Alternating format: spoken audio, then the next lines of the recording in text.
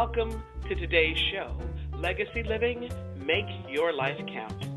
I'm your host, Dr. Gloria Burgess, passionate, inspirational speaker, author, poet, and entrepreneur. Welcome to Legacy Living, Make Your Life Count. I want to give a great big thank you to those of you listening in today, and here's a great big shout out to all of you listening around the world. I'm delighted and so grateful that you tuned in. I sure hope you're enjoying a fabulous day today and that you're having a fantastic week, because you know what? In the grand song of the universe, life is so very short. It's short and sweet and oh so precious.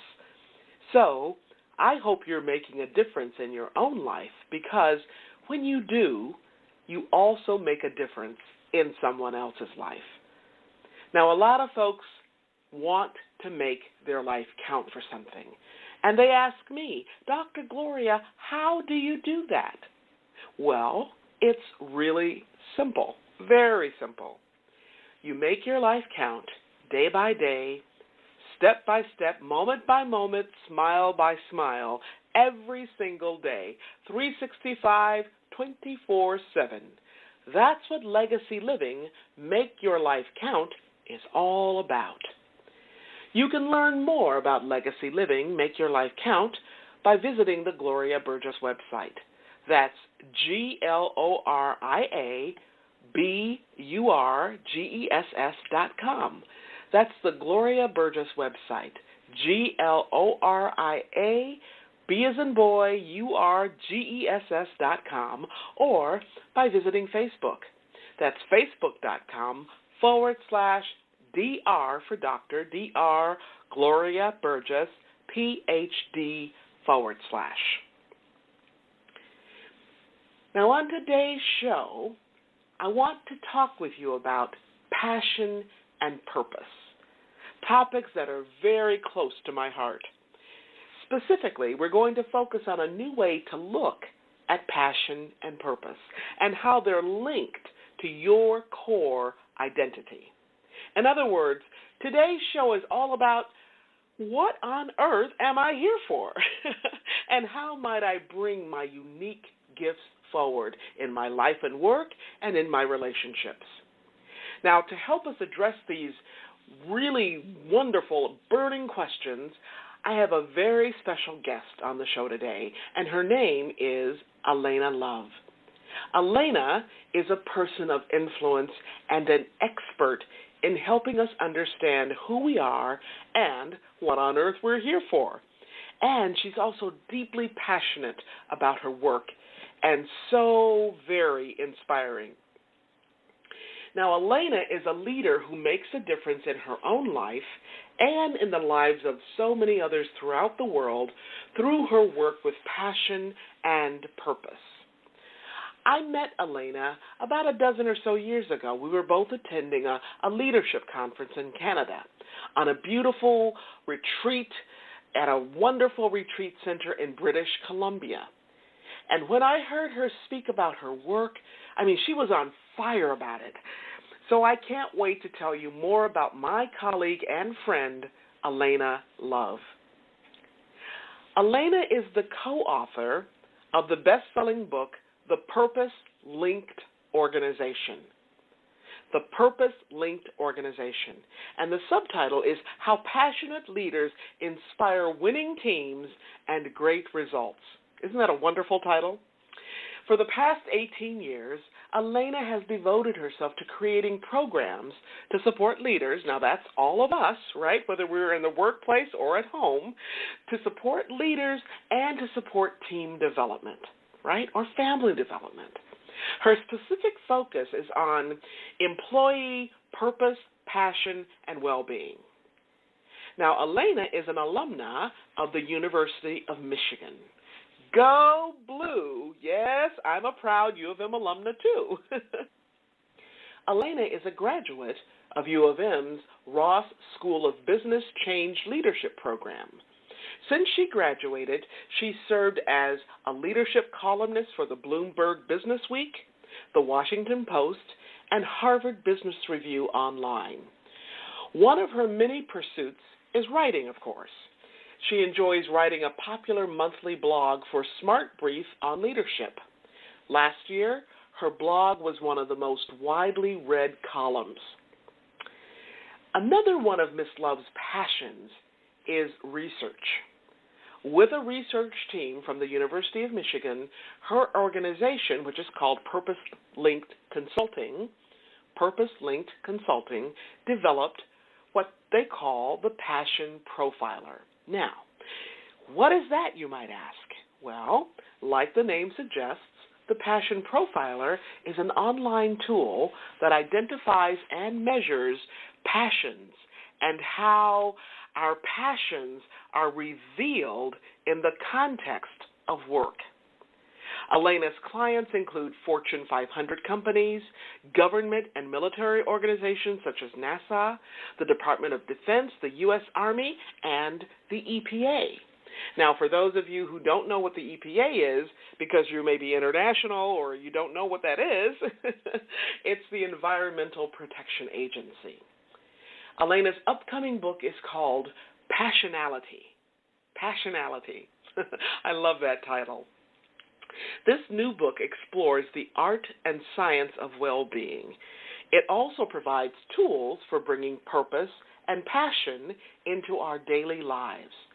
So Alaina's new work takes us beyond the workplace into the other wonderful parts of our lives.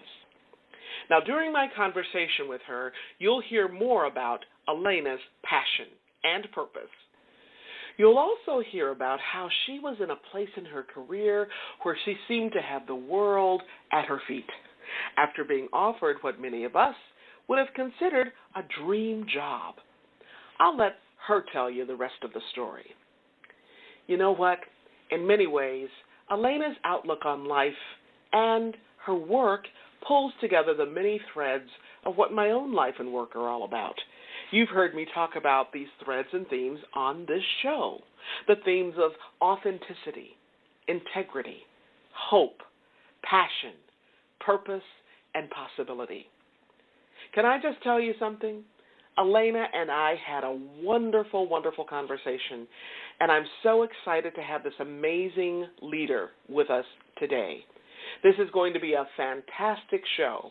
You don't want to miss a single word. So grab your earbuds, put on your walking shoes, or grab yourself a cup of tea or coffee or a nice cool glass of water and relax in your favorite chair. You're going to want to take notes today. We're going to have a great time. Now, before I jump into today's show, I want to take just a moment to welcome you. If you're just joining us, I'm your host, Dr. Gloria. This is Legacy Living, Make Your Life Count. I'd like to extend a special welcome to those of you joining my show, or if you're joining Talk Network Radio for the very first time. Let me tell you, you are in for a real treat. I'm excited to have you listening today, and I'm deeply honored that you've allowed me to be part of your day, so you can be inspired by ideas and resources to make your life count.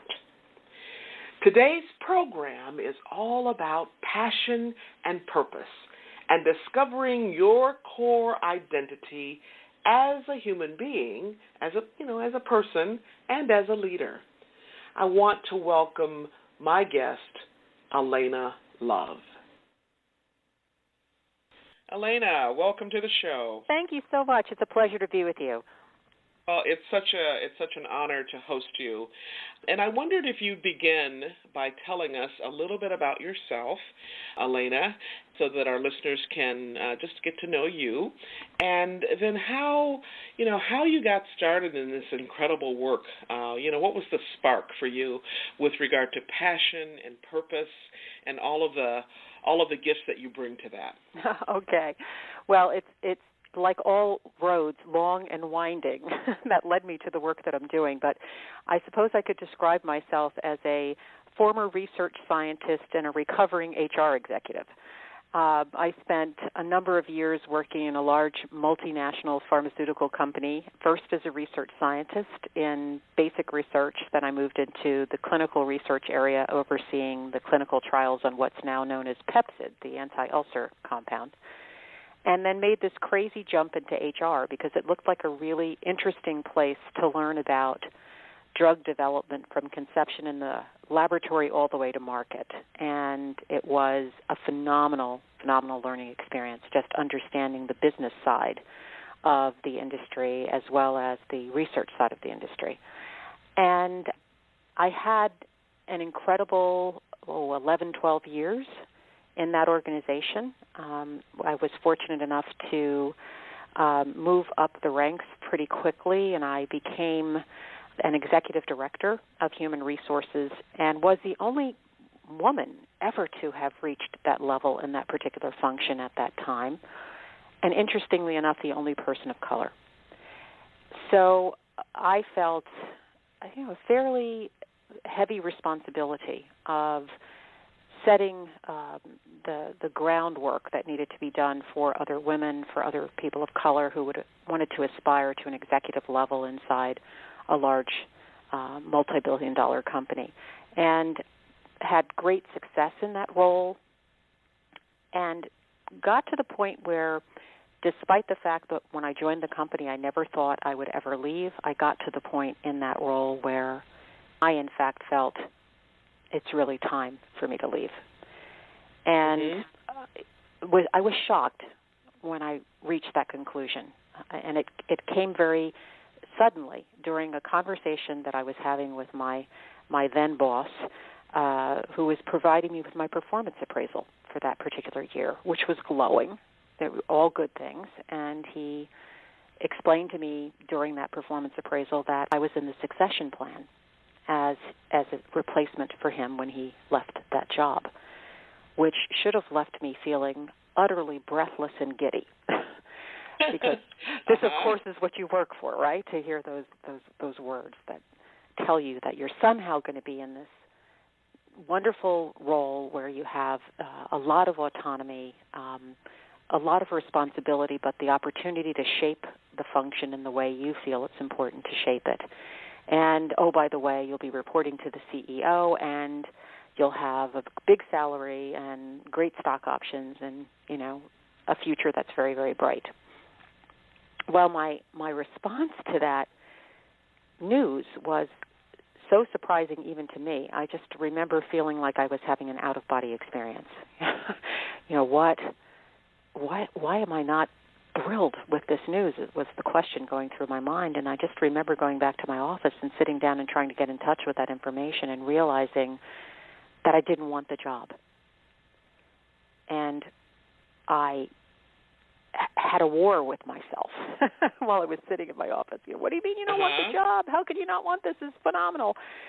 And I came to the conclusion that I would give myself some time to see if I felt differently. And if I didn't, then I would leave. And interestingly enough, during that time period, instead of doing the right things, I'm going to put that in air quotes, like thinking about what would come next and, well, if I don't want to do this, what do I want to do? I completely ignored the dilemma I was in and put my head down and worked like a crazy person, as I had always done. And then this day came, and I realized I don't feel any differently. My time is up. My clock is up that I'd set for myself. And I'm going to tell my boss that I'm going to be resigning. And to say he was shocked was an understatement, but more importantly, he kept offering me other jobs. How about this one? What about that? Have you thought about maybe you want to do this thing? And I kept saying no. I couldn't find a way to say yes. And I realized now, in retrospect, doing the work that I do now, that I didn't have the language to describe to him who I was, what would be most aligned with my passions and the purpose that I thought I was here on the planet to achieve. And so there was no way I could articulate it, so he couldn't begin to, make the right choice for me or offer the right thing to me to get me to stay. And that's really what brought me to the work that I'm doing right now, that coming to that moment, that epiphany when you realize I'm successful at what I'm doing, I'm skilled at what I'm doing, but I'm not passionate about how I'm leading my life, and I don't feel this sense of connection between who I am and what I do. Wow, that's amazing. That's an amazing story, Alaina. I didn't know that part about your background about the research scientist, so that's fascinating, and now it makes sense to me because I think I met you through the lens of the work that you're doing now. Mm-hmm. And so it's wonderful to hear your story, your journey, the time that you took to consider this incredible offer, and then to make another choice and to go in the direction that you are obviously very deeply involved in now and very passionate about. So it's interesting that you didn't have the language, but you're somewhere in your heart, your soul, your being, you knew that this was not the right thing for you. And that's exactly what it was. It was just this deep inner knowing that whatever I was there to accomplish, I had accomplished, or there to learn, I had learned, and that it was time for me to move on. I didn't know what the next chapter was going to look like. So in essence, Gloria, I left for hope. I left for hope that the next path would be revealed to me. Yes, yes. Well, speaking of next chapter, you've written several books, and I want to talk with you about the focus of your last book, which is called The Purpose-Linked Organization, How Passionate Leaders Inspire Winning Teams and Great Results. I love that title. First of all, before I ask you a more detailed question, could you define for us, Alaina, how you define passion? And then let's kind of delve into the book and examine that, and then take a look at what you call the passion archetypes. Oh, absolutely. I define passion as the outward manifestation of the deeper purpose that drives you. I believe passion and purpose are intimately entwined, almost like this dual strands of DNA. I'm sorry, but I'm a scientist. I always go back to something that's scientific as an analogy. But they're connected. So when we think of this notion of purpose, we all struggle with it. Like, how do I define my purpose? Do I need to do it in 25 words or less? And we struggle with that great big question, what is your purpose in life? But what I realized as I began to really examine this question for myself and think about the thousands of leaders that I had interfaced with and worked with throughout my career and others that I studied and interviewed as I was trying to unravel this subject called purpose and passion, it was clear to me that people could not always describe this thing called purpose, but we could observe them demonstrating passions externally in the way they behaved around particular activities or ideas that seemed to capture their spirit. So I realized then that there's a connection and that we are kind of misdefining this thing called passion. We think it's, I'm passionate about golf, or I really love cooking, or, I like going to visit the art galleries. And those are all activities that we enjoy, but that may not really represent the deeper passions that are part of our DNA, part of our soul. And so I think of them as being connected. Passion being the outward expression of the deeper purpose that drives us. Thank you. Actually, when you said that, I thought of this. I've just come back from doing some work with Parker Palmer's work, Courage to Lead, and he talks about this Mobius strip idea, the inner life and the outer life, and you talk about it as that double-stranded DNA.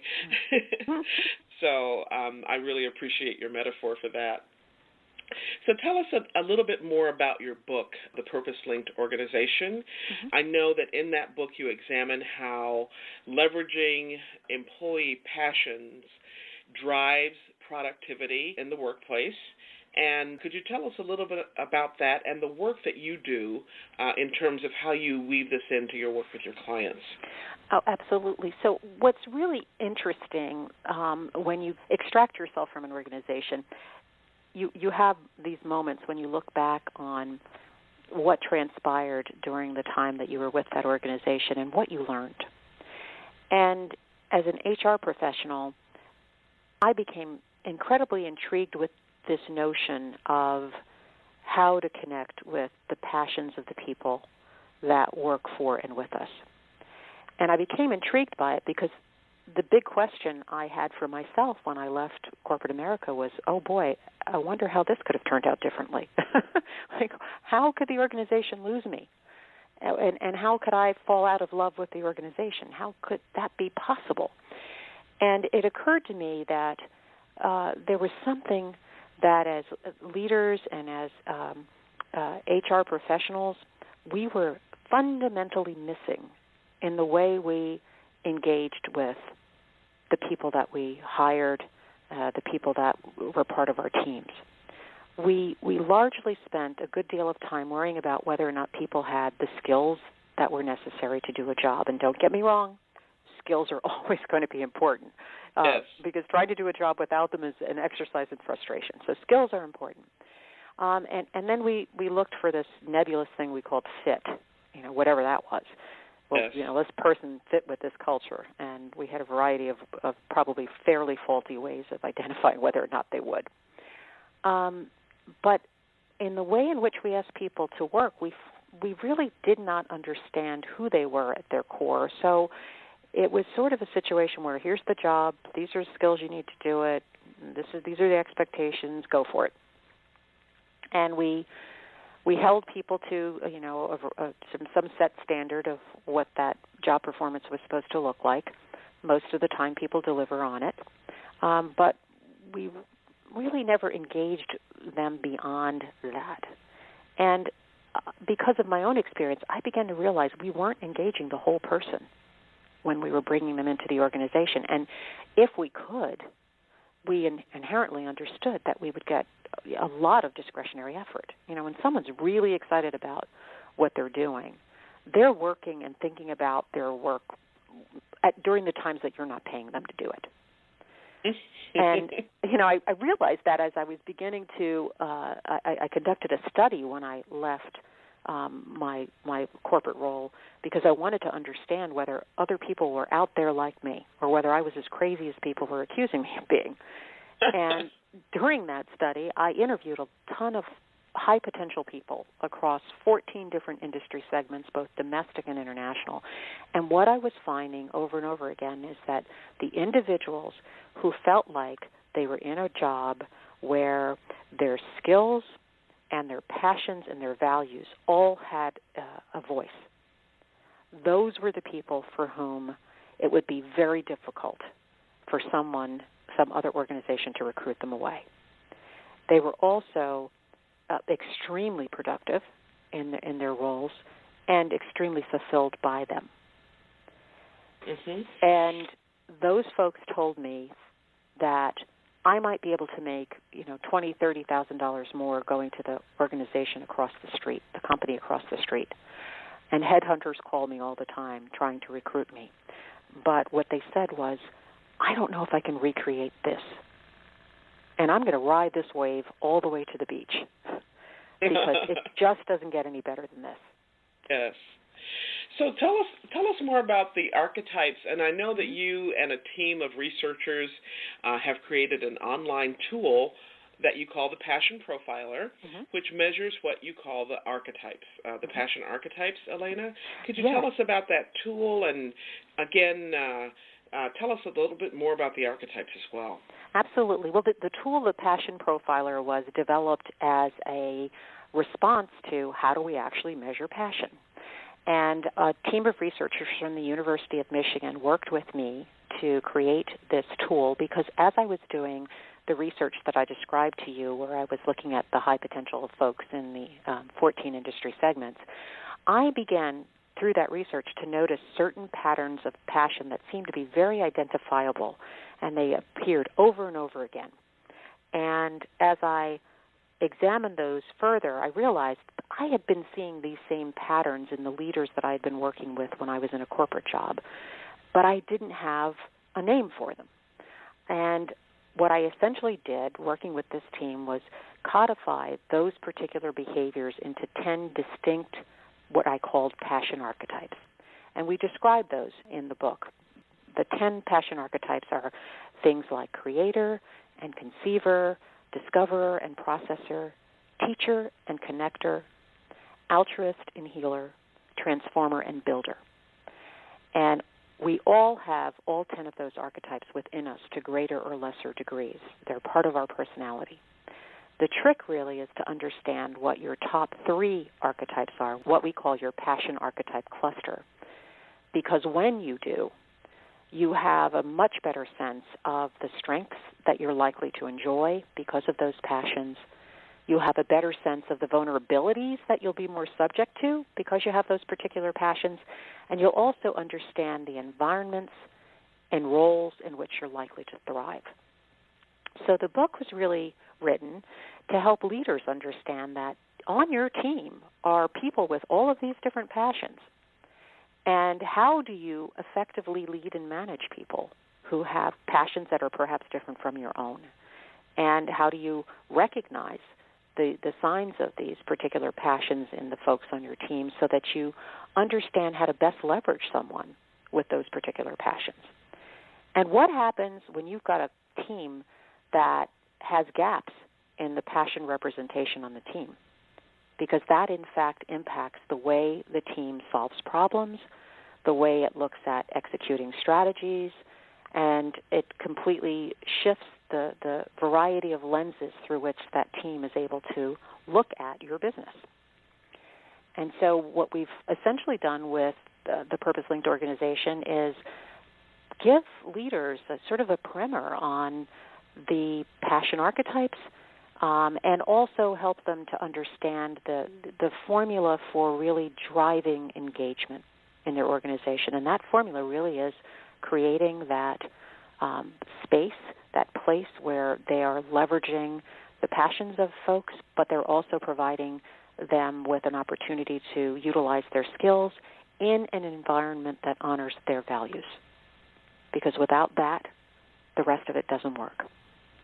Yeah, I get it. Thank you. So I just want to say for our listeners, the word archetype is one of those words that some of us hear and we go, what? But you said a key word that connects the dots for me, Alaina, and that is patterns. Mm-hmm. So the archetypes are like patterns that you see, that you saw in the workplace, that you obviously did research on. And archetype, the way that I think about that in my own work is it really is looking at a pattern that cuts across differences in terms of all kinds of differences, really. But it's kind of the underlying matrix, if you will, or deep pattern in terms of human behavior. Can you say more about that? Or yeah, I think you've done an excellent job of explaining it.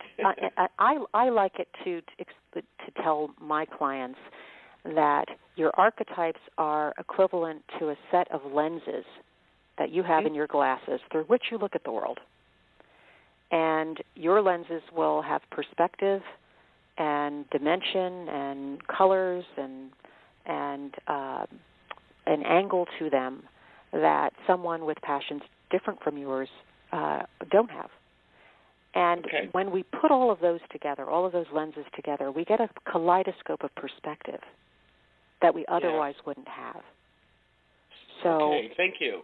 Thank you. I know you talked about some of this, but I'm going to ask you this question in case there's more to say about the value of knowing the archetypes, the passion archetypes.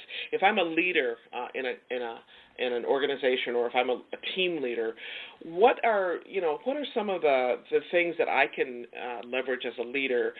You talked about strengths, you talked about looking at gaps, you talked about problem solving, you talked about this kaleidoscopic way of looking at things. Are there other places where I, as a leader, where I can say, oh, wow, this is really going to help me with my team, with my business, with my service organization, whatever? Are there other things that you can share with our listeners about that? Well, I think there are a variety of ways leaders can use this. I believe that we typically, in organizations put people in roles. We look at the way they progress in the organization and say, okay, it's this role first and then that role second, and then this is the third role that we're going to put them in. And we do all of that without considering who the person is. We just assume that if they perform well, then they go to the next thing. And as employees, we often think, if I'm going to be successful, that's what I have to do, whether or not it's something I really want to do. And this particular body of work is designed to help leaders look at the whole person when they're making developmental decisions for them, when they're helping to support their development or thinking about career advancement with an individual. Who is this whole person? What skills do I want them to develop in order to be successful in this organization? And then how can we leverage both their skills and their passions so that they're fulfilled with what they do, through what they do? And this notion of passion for leaders is really, it's a form of currency that they have at their disposal if they choose to use it properly. Because when we think about the ways people give of themselves to us in an organizational setting, we operate with sort of two streams of thinking. Behavioral economists would call it as social norm thinking or market norm thinking. And market norm thinking says if you hire an employee, they've gone to school, they've gotten some sort of an education, they've developed a skill set, that employee comes into the organization, and as the employee grows and learns in the organization and develops more skills, the expectation that person has from gaining those additional skills is that they'll be paid more money. That's the reward for the skill development. When you add a social norm perspective to this equation, then you begin to realize that people come into the world with a purpose. And as we grow and become more self-actualized, we get a deeper sense of what that purpose is and what our passions are, and we start to look for outlets for those in our lives. And if we are in a role at work where we have an outlet for our passions, then the remuneration for that, expressing that passion, is actually fulfillment. It's not money. And so leaders are ideally should be looking for that sort of fine balance between those two, between the market norm behaviors and the social norm behaviors of the people working for them. And passion then becomes a currency in that equation. Yes. And through that, they're able to generate more discretionary effort than they can imagine. Because as I was saying earlier, when people are working from that place where there's this deep connection to who they are and what they're doing, then their work is an expression of themselves rather than just something they do to be an economic means to an end. It becomes an expression of who they are. And since we spend, literally, back of the envelope calculation, more than 85,000 hours of our life at work, it's really important that be a fulfilling experience. And that be Absolutely. I love, you're actually putting to language things that, and perhaps this is why I was drawn to your work without even fully intellectually understanding why, Alaina.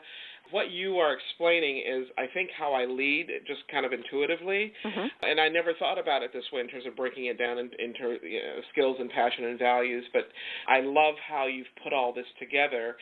Could you tell us how people can access the Passion Profiler? And then I'd like to move on and talk about your upcoming book, Passionality.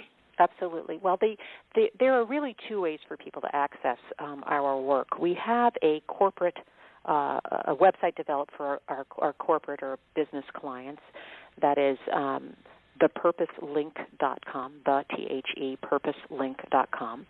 And that has tons of information on the programs and the workshops and so forth that we offer to our corporate clients. A couple of years ago, I got a great big sort of smack in the head because I was getting a lot of information or requests from clients that I was working with to offer assistance to people that they knew who were not working in the company. My brother-in-law, can you do a session with my sister? My daughter's getting ready to graduate from college and doesn't know what to do. Can you do a passion profile for my daughter? Or can you work with my husband? Maybe he'll understand me better. And I began to realize everyone needs access to this work. Everyone needs the opportunity to understand what their passion archetypes are. So we created a website designed for the general public, and that website is called mypassionality.com, mypassionality.com. And through that website, people can actually access and purchase for a very reasonable price of $11.99 an access code to complete the abbreviated version of the Passion Profiler, and they will learn what their top 3 archetypes are and get a little bit of information on each of those top 3. Excellent. Okay, well, I know that our listeners will love having those 2 resources. We have organizational types and people who are entrepreneurs like I am now who can access one or the other site. So thank you very much for that information, Alaina. Thanks again to Alaina Love for being my guest today. Aren't these just great nuggets she shared with us? Now be sure to join us next week to hear more from Alaina. Next week she'll talk about the importance of discovering your passion and purpose beyond the workplace, so be sure to tune in. Now if you'd like to learn more about Alaina's work, you can reach out to her on Twitter. Her Twitter name is @WorkWithPassion. Not surprisingly, right? So that's an @WorkWithPassion. Okay. You can also reach out to her on Facebook, and you can do that at facebook.com/The Purpose Link. The Purpose Link, all smushed together, /. You can also access the resources and tools that Ms. Love mentioned at either of these websites, www.thepurposelink.com or www.mypassionality.com. And My Passionality, it's spelled MyPassionality, mypassionality.com. I love it. Thank you again, Alaina. Now, if you missed any part of this week's broadcast about passion and purpose, or what am I here for, you can listen to the podcast right here on Talk Network Radio, or you can also look us up on iTunes, SoundCloud, Alexa, and many, many other places. Now, before I close today's show, I just want to give a shout-out to the women, men, and our young people all around the world, because you know what? We are the ones. We are the ones. We are the ones we have been waiting for. Now, what do I mean by that? Here's what I mean. Don't wait for somebody else to step up to make things happen.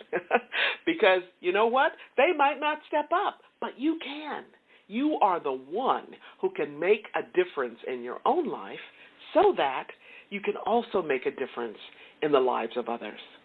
Now, it's truly amazing when you think about it, how much impact we have as leaders in our own lives, in our own home, in our own families, with our own children.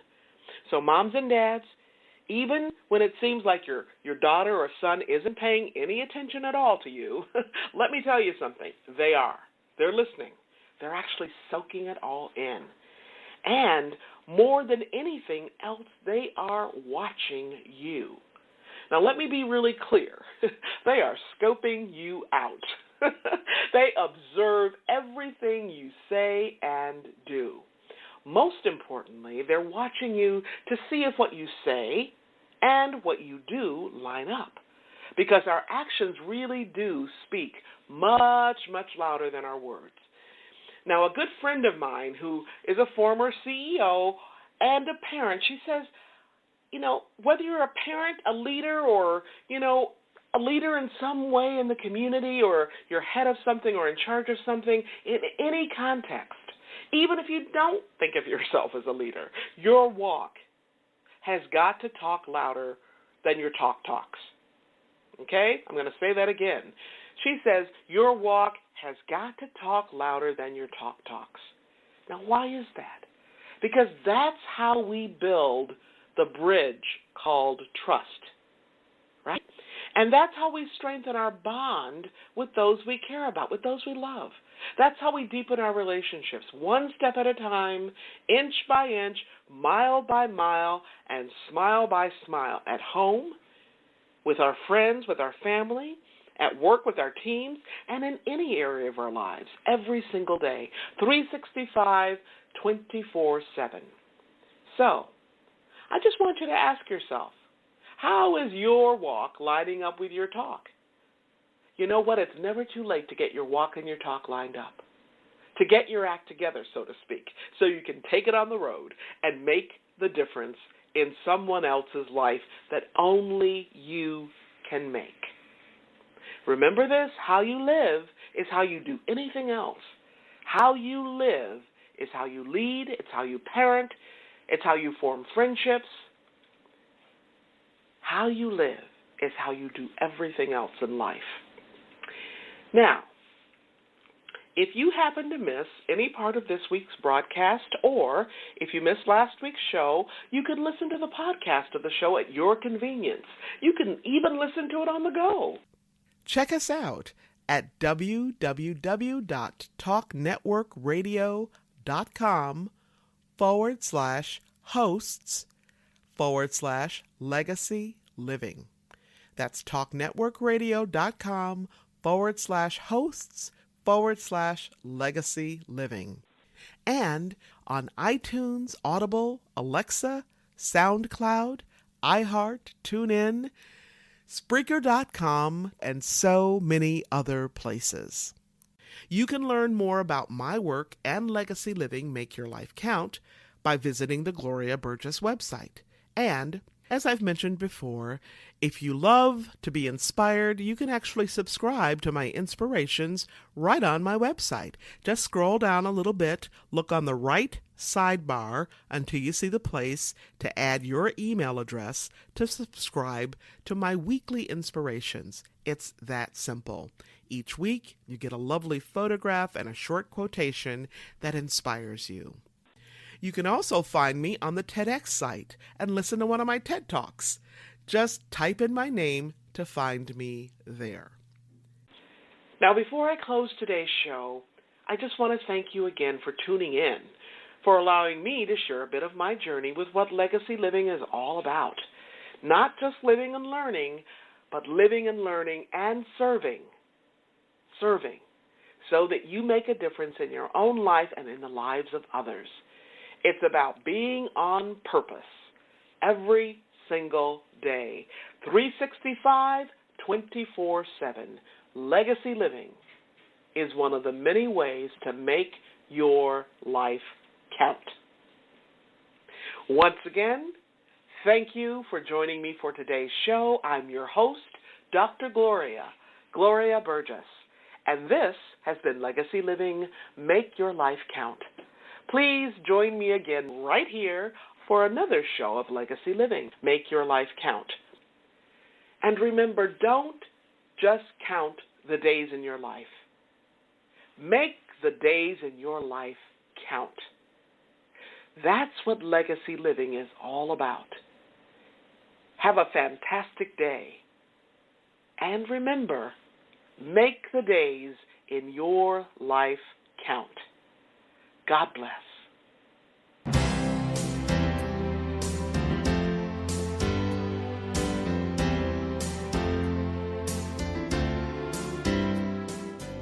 That's our show today. I'm your host, Dr. Gloria Burgess. I hope you'll join me again next week. Until then, don't just count the days in your life. Make the days in your life count. That's what legacy living is all about. Here's to you. Have a fantastic day. Be sure to make it a yes kind of day. And remember, celebrate. Celebrate the music of your life. Make the days in your life